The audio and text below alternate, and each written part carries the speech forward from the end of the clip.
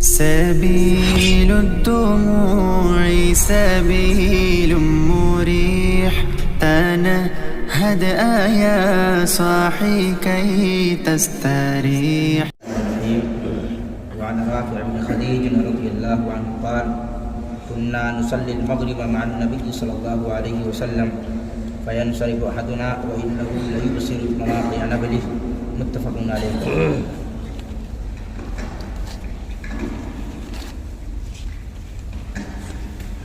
بسم الله الرحمن الرحيم. الحمد لله رب العالمين، والصلاة والسلام على سيد الأنبياء والمرسلين وعلى آله وأصحابه أجمعين. أما بعد. رافع ابن خدیج رضی اللہ تعالی عنہ حدیث کے راوی ہیں. وہ بیان کرتے ہیں کہ ہم لوگ نبی کریم صلی اللہ علیہ وسلم کے ساتھ مغرب کی نماز پڑھا کرتے تھے. نماز پڑھنے کے بعد جب ہم گھر لوٹتے تھے یا واپس ہوتے تھے تو ہمارے تیر کے گرنے کی جگہ، یعنی ہم تیر اگر چلائیں اور جہاں پہ وہ جا کر کے گرے وہ جگہ ہمیں دکھائی دیا کرتی تھی. متفق علیہ. یہ حدیث بخاری اور مسلم کی ہے. سامعین، یہ حدیث اس میں ایک لفظ ایسا آیا ہے جس کی وضاحت ضروری ہے، اور وہ لفظ ہے مواقع لیبصر مواقع نبلہ. راوی بیان فرماتے ہیں کہ جب ہم مغرب کی نماز پڑھ کر کے لوٹتے تھے تو ہم میں کا ایک شخص وہ دیکھ سکتا تھا. ابصر یبصر، ابصار باب افعال سے آتا ہے جس کے معنی آتے ہیں دیکھنے کے. اس فعل کے اوپر لام داخل کیا گیا ہے. یہ لام تاکید کے لیے ہے، اور مواقع یہ موقعن کی جمع ہے. موقع کا معنی ہوا وہ جگہ جہاں پہ کوئی چیز جا کر کے گرے، اس کو موقع کہیں گے، اور اس کی جمع ہے مواقع. اور نبل کا جو لفظ آیا ہے اس حدیث میں، نبل اصل میں عربی میں یہ مؤنث استعمال ہوتا ہے.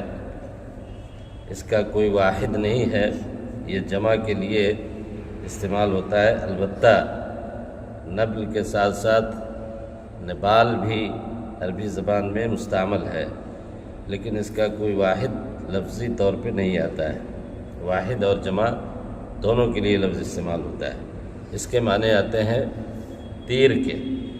پہلے کے زمانے میں لڑائی میں یا عام استعمال میں بھی تیر اور کمان کا استعمال ہوتا تھا. وہ کمان میں تیر ڈال کر کے زور سے کھینچتے تھے اور وہ تیر بہت دور جا کر کے گرتا تھا. تو اس حصے کو جو کمان سے نکل کر کے دور جاتا ہے اس کو عربی میں نبل کہتے ہیں. اس کو ہم لوگ اردو میں تیر کہتے ہیں. یہ ہے حدیث، اور یہ حدیث کا معنی آپ نے دیکھا کہ صحابی کا یہ بیان ہے کہ مغرب کی نماز پڑھ کے جب ہم لوٹتے تھے تو ہم دیکھ سکتے تھے کہ ہمارے تیر اگر چلائے جائیں تو وہ کہاں جا کر کے گرتا ہے. ظاہر ہے اس حدیث کو بیان کرنے کا جو مقصد ہے وہ یہ ہے کہ صحابہ کرام نبی کریم صلی اللہ علیہ وسلم کے زمانے میں مغرب کی نماز اول وقت میں پڑھا کرتے تھے. یہ اصل بیان کرنا مقصد ہے اس حدیث میں. اس سے پہلے آپ یہ سمجھو کہ اس حدیث کے ایک جو راوی ہیں صحابی رافع ابن خدیج رضی اللہ تعالیٰ عنہ، ان کا ذکر چونکہ اس سے پہلے نہیں آیا ہے تو آپ کے علم کے لیے یہ بتانا ضروری ہے کہ یہ وہ صحابی ہیں جنہوں نے بچپن میں اسلام قبول کیا. نبی کریم صلی اللہ علیہ وسلم جب ہجرت کر کے مدینہ تشریف لے گئے اس وقت ان کی عمر 12 سال تھی۔ ان کا تعلق قبیلہ خزرج سے ہے، رافع ابن خدیج الانصاری الخزرجی۔ 12 سال کی عمر میں انہوں نے اسلام قبول کر لیا تھا، اور اگلے سال جب ان کی عمر 13 سال تھی تو غزوہ بدر کا موقع آیا۔ انہوں نے نبی کریم صلی اللہ علیہ وسلم سے اپنی اس خواہش کا اظہار کیا کہ مجھے اس جنگ میں شرکت کی اجازت دی جائے، لیکن نبی صلی اللہ علیہ وسلم نے ان کی عمر کو دیکھتے ہوئے، ہے نا، اور یہ بچے تھے، بہت بڑی عمر نہیں تھی، اس لیے آپ نے ان کو واپس کر دیا، جنگ میں حصہ لینے کی اجازت نہیں دی۔ اس سے یہ کافی رنجیدہ رہے، اور اس کے لیے ان کے جذبہ جہاد کا اندازہ اس بات سے لگایا جاتا ہے کہ غزوہ احد کا جب موقع آیا اس کے اگلے سال سن 3 ہجری میں، تو یہ پھر نبی صلی اللہ علیہ وسلم کے پاس پہنچے۔ اس وقت بھی ان کی عمر 14 سال تھی۔ نبی صلی اللہ علیہ وسلم کے ساتھ اتنا اصرار کیا انہوں نے کہ نبی صلی اللہ علیہ وسلم نے ان کو غزوہ احد میں جنگ میں شریک ہونے کی اجازت دی، اور اس جنگ میں یہ شریک بھی ہوئے اور بڑی بہادری کا مظاہرہ کیا۔ ان کو ایک تیر لگ گئی ان کے جسم میں، وہ تیر اتنا شدید زخم تھا کہ اس کے لوہے کی کچھ حصے لوہے کے ان کے جسم میں اندر چلے گئے جو نکل نہیں سکے، اور یہی بعد میں ان کی موت کا سبب بنا۔ اس کے بعد کے تمام غزوات میں نبی صلی اللہ علیہ وسلم کے ساتھ شریک رہے۔ ان کی وفات سن 74 ہجری میں عبد الملک ابن مروان جب خلیفہ تھے بنو امیہ کے، اس زمانے میں ان کی وفات ہوئی ہے مدینہ میں، اور ان کا شمار کبار صحابہ میں، مفتیان صحابہ میں ہوتا ہے۔ یہ حضرت امیر معاویہ کے زمانے میں باضابطہ مدینہ کے مفتی اور فتویٰ دینے کے اہل قرار دیے گئے تھے، اور یہ عظیم صحابی ہیں۔ ان سے کئی حدیثیں مروی ہیں، اور یہ اس حدیث کے راوی بھی حضرت رافع ابن خدیج رضی اللہ تعالیٰ عنہ۔ اس حدیث سے جو بات معلوم ہوئی وہ یہ کہ اللہ کے نبی صلی اللہ علیہ وسلم کا معمول یہ تھا کہ آپ مغرب کی نماز اول وقت میں پڑھا کرتے تھے۔ گزشتہ کل میں نے آپ کو یہ بتایا تھا کہ نماز کے اوقات کے سلسلے میں 2 روایتیں کتب حدیث کے اندر ہیں۔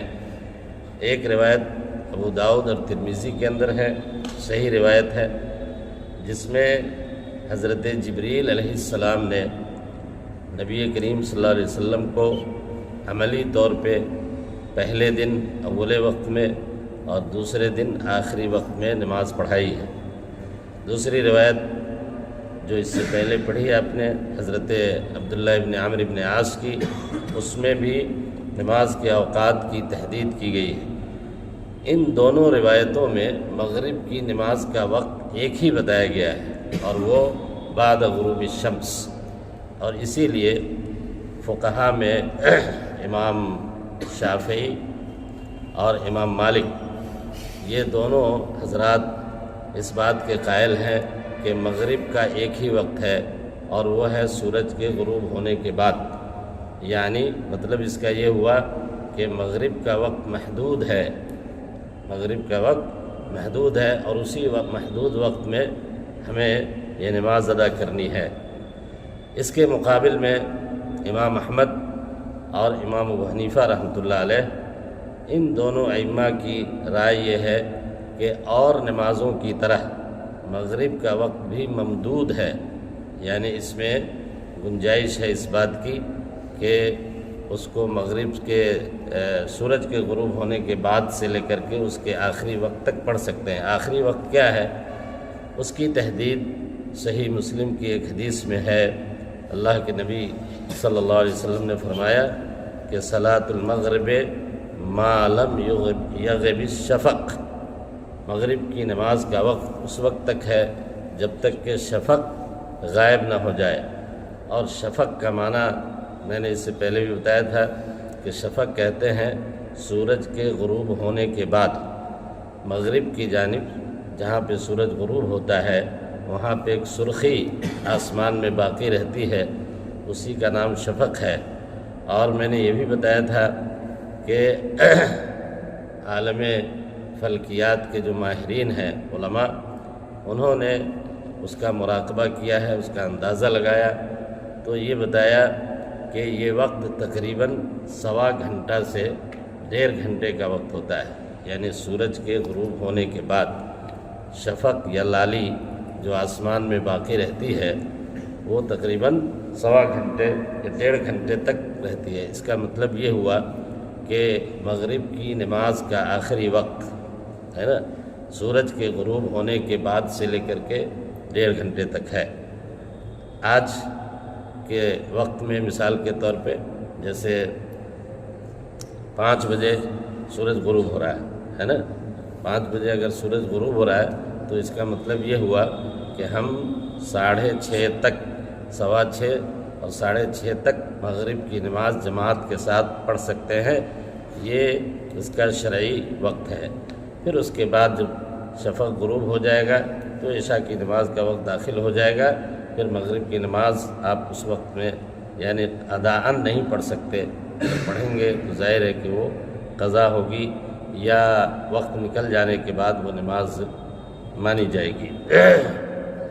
مغرب کے سلسلے میں عام طور پہ یہ معروف ہے کہ اس کا وقت جو ہے نا بہت قلیل ہے اور نمازوں کے مقابل میں، اس لیے اس کا اہتمام بھی کیا جاتا ہے کہ یہ نماز جلدی پڑھی جائے۔ البتہ مغرب کی نماز کے سلسلے میں ایک بات اور ذہن میں رکھیں کہ نبی کریم صلی اللہ علیہ وسلم کے زمانے میں ہے نا صحابی کا بیان ہے کہ جب ہم اذان کے بعد مسجد میں داخل ہوتے تھے تو ایسا لگتا تھا صحابہ کو دیکھ کر کے کہ جیسے مغرب کی نماز ختم ہو گئی ہو، یعنی اتنی کثرت کے ساتھ سنت پڑھا کرتے تھے۔ مغرب کی نماز سے پہلے جو 2 رکعت ہے نا اس سنت کو صحابہ اتنی بڑی تعداد میں پڑھتے تھے کہ باہر سے آنے والا آدمی یہ سمجھتا تھا کہ شاید نماز ختم ہو گئی اور اس کے بعد کی جو سنت ہے اس کو لوگ پڑھ رہے ہیں۔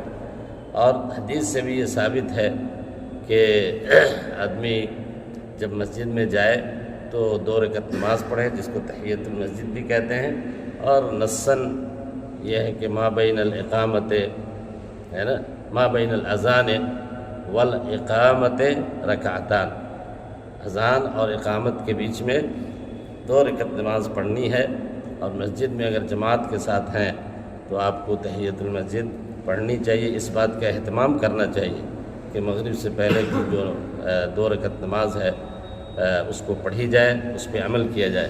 بہت سارے مساجد میں دیہاتوں میں گاؤں میں اس کا اہتمام جو ہے نا لوگ کم کرتے ہیں۔ اہل حدیث مساجد میں تو تھوڑا بہت اس کا اہتمام ہے، باقی مساجد میں اذان ختم ہوتی ہے اور امام صاحب جو ہے نا مصلی پہ کھڑا ہو کر کے تکبیر کہہ دیتے ہیں، ہے نا تو یہ طریقہ سنت کے خلاف ہے۔ اس حدیث کے حوالے سے یہ بات بھی ہمیں ذہن میں رکھنی چاہیے کہ نبی کریم صلی اللہ علیہ وسلم مغرب کی نماز جب جماعت کے ساتھ پڑھاتے تھے، صحابہ آپ کے ساتھ پڑھتے تھے، تو اس کے بعد صحابہ نماز سے فارغ ہو کر کے مختلف علاقوں میں جاتے تھے، جیسا کہ گزشتہ حدیث سے پتہ چلتا ہے کہ مدینہ کے آخری حصے میں ایک صحابی کا گھر ہوتا تھا، وہ آ کر کے مغرب کی نماز پڑھتا پھر لوٹ کر کے جاتا۔ اور اس حدیث سے بھی یہ معلوم ہوتا ہے کہ دور دور سے لوگ آ کر کے مسجد نبوی میں نماز پڑھا کرتے تھے۔ تو جماعت کا اہتمام کرنا چاہیے، چاہے اس کے لیے آپ کو دور تک جانا پڑے، مسجد دور ہو، پھر بھی آدمی کو نماز جو ہے نا جماعت ہی کے ساتھ پڑھنی چاہیے، اس لیے کہ جماعت کی نماز اس کا جو ثواب ہے اور اس کی جو فضیلت ہے وہ بہت زیادہ ہے۔ اور اسی لیے بعض علماء نے لکھا ہے کہ اگر کوئی شخص مستقل جماعت نہیں جماعت میں نماز نہیں پڑھتا ہے نا، اور سنن رواتب کا اہتمام نہیں کرتا ہے تو اس کی شہادت رد کر دی جائے گی، اس کی شہادت قبول نہیں کی جائے گی۔ وصلی اللہ تعالی علی نبینا محمد وعلی آلہ وصحبہ وسلم۔